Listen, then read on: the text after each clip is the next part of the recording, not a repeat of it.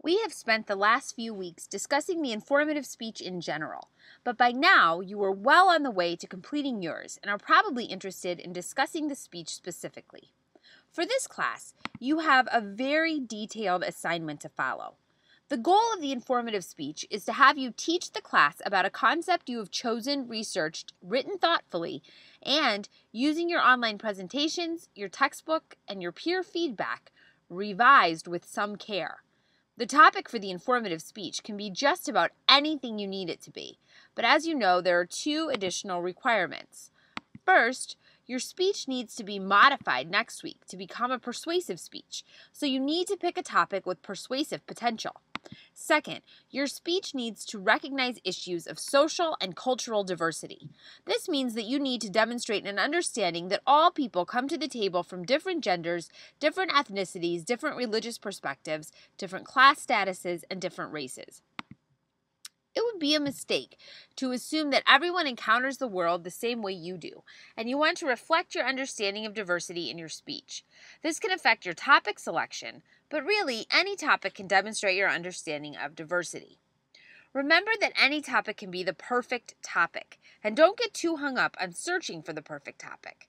Instead, pick a topic that appeals to you and suits your passions and your expertise. Once you have found that topic, head both to the free internet and the library and start researching. When you have gathered all of your sources, the next step is to sit down and read your supporting materials. Thinking about your speech and making sure you have all four types that your textbook discusses: facts and figures, examples, testimony, and narrative. Be sure that you have 5 sources for your speech and that one of them comes from the Herzing Library.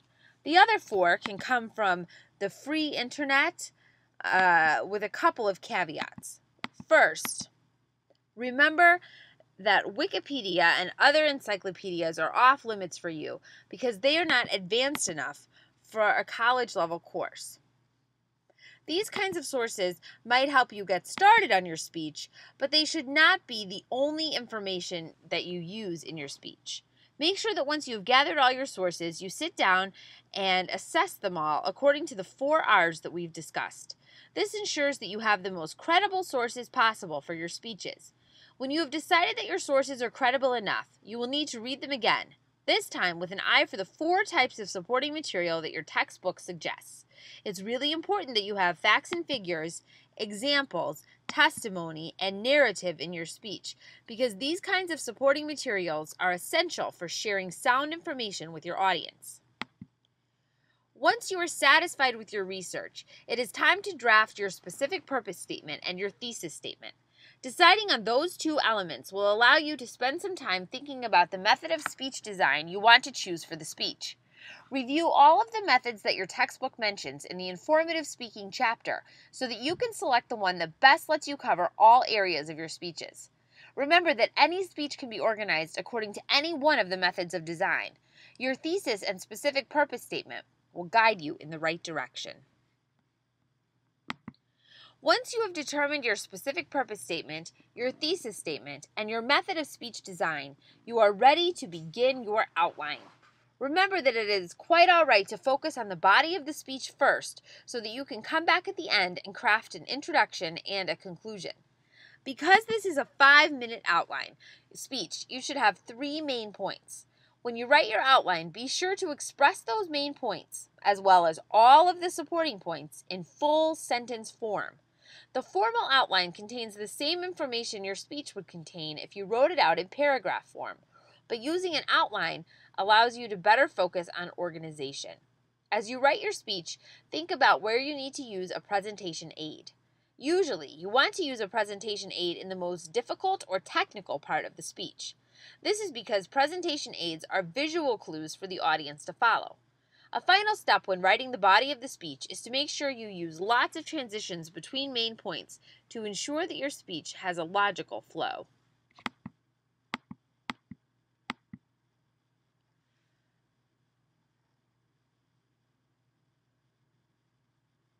The introduction of the speech is arguably the most important element because it's the first part of the speech that the audience hears, and it establishes the tone for the rest of the speech. If the introduction is the most important element, then the preview is the most important element of the introduction. The preview is a roadmap that you lay out for your audience so they can move through the speech with you, and so they always know what comes next. The conclusion is also important because it's the last thing your audience hears, and it leaves an impression in their minds. Make sure your conclusion stands alone as a complete paragraph and give it the attention it deserves. Once you have crafted the perfect speech, all you have to do is deliver it. Speech delivery will be something we discuss next week, but for this week, I'd like you to turn your attention once again to analyzing the informative speech. Speech analysis is the focus of the next presentation.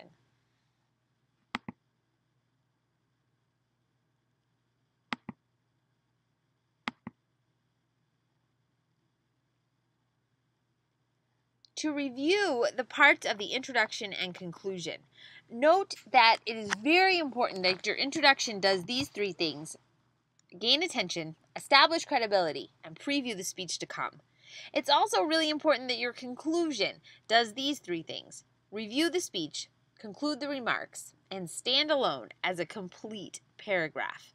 It's really important that you give your audience a roadmap to follow in your preview statement in the introduction. And then when you get to the review the speech section, you can simply review this roadmap that you have provided them. That way, your audience will always know exactly where you are.